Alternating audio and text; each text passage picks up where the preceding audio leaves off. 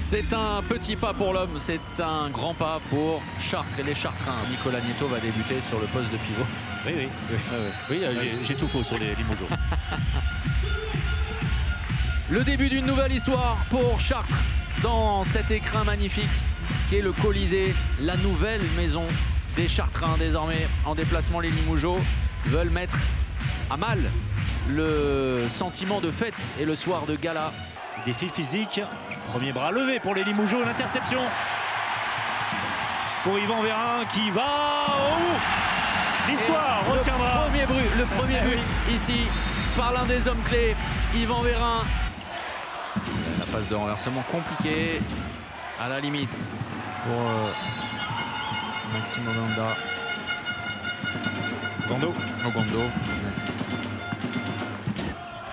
La fin de tir, renversement, Ben Salem, l'arrêt et le ballon batté par Nicolas Nieto, l'accélération d'Iglesias jusqu'au bout, costaud, non, avec la grosse faute. Bravo, André Guillaume. Mais vous savez quoi, Beaumastar va sans doute en vouloir à Vania Ilic. Les yeux sur le chrono, le bras n'est pas encore levé. Carvadec, retour avec Eldera, ça c'est très bien combiné au premier poteau avec Andrea Guillaume. Que ce soit Ogando, François Xavier ou Andrea Guillaume, c'est une très belle première période de la part des ailiers Limougeaux. Koudinov, Trop tard. On va en rester là. La très mauvaise possession sur ce dernier ballon.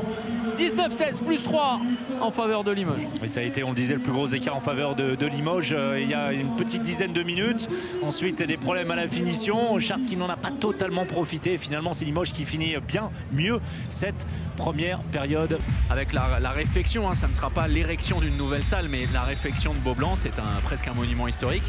Ça a été dans les discussions, on avait eu l'occasion d'en parler avec Alain Aubard. Mais Limoges a très bien travaillé et en mettant les bons hommes aux bons endroits, Chartres va aussi devoir passer un cap pour le futur. Le retour de la seconde période avec des changements et notamment Sergio Onofrienko sur ce changement de côté avec Kolakovic pris. Oh, très bien joué ça de la part de Carvadec sur cet impact. Cette passe, ça s'est bien enchaîné de l'autre côté. Non, pas la troisième. Les deux la relance, oui. Elle est bonne. Oh, superbe. Là aussi, trop rapide sur une course trop rectiligne de la part de Gaël Tribillon avec André Fernandez. Voilà la punition en faveur de Limoges qui se nourrit des erreurs des adversaires. Et lorsque Chartres n'est pas capable de mettre le ballon au fond, ce fut compliqué avec Youn. Ça l'a été à ce moment-là avec Gaël Tribillon. Et regardez comme si vous y étiez avec cette caméra tactique. Derrière, la punition. Pareil sur un gros temps de fixation pour décaler là où le joueur n'était pas. Le bloc, voilà, ça va dans le sens. Youn et l'arrêt, attention, si Chartres va les croire. Nieto pour la deuxième. Le compas dans l'œil pour Nicolas Nieto. Sur la même tentative que Kolakovic tout à l'heure sur la roucoulette. Cette fois, c'est Youn et derrière. Nieto se régale. Ah oui. Et puis qui va s'installer à cette 5e place de l'Ikimoli Star League.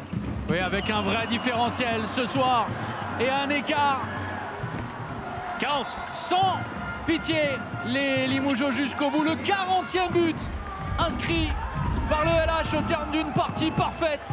Une seconde période remarquable. La fête gâchée pour la première au Colisée pour des Chartrains qui n'auront pas été au rendez-vous. La faute à une grande équipe de Limoges. Concentrée, concernée, séduisante. Succès large, plus 8, 40-32 en faveur de Limoges.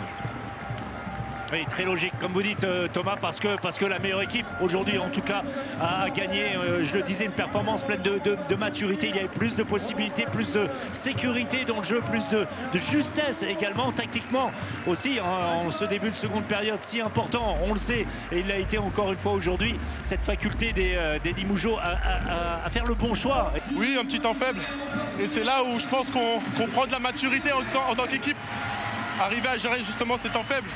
Et réussir 2 performances à l'extérieur comme ça, moi je suis très fier de mon équipe. on va aller se battre jusqu'au bout pour aller chercher le meilleur classement jusqu'à la fin de la saison. Et voilà le résultat quand des mecs comme l'équipe de Limoges, ils sont 5e du classement, quand ils viennent entre 6 et 9 et tu montes pas, tu les impactes pas, il y a 90% de chances qu'ils marquent le but. Après, pour moi, on n'a pas été en défense, on a pris 40 buts, je crois. À 40 buts, je pense que contre n'importe quelle équipe, tu ne peux pas gagner le match. Parce que quand tu prends 40 buts, nous, on n'est pas une équipe super offensive, donc on n'est pas capable de marquer 45 buts. Donc je pense qu'il faudrait qu'on travaille sur l'axe défensif et déjà essayer de prendre moins de 35 voire 30 buts pour espérer pouvoir gagner contre ce genre d'équipe.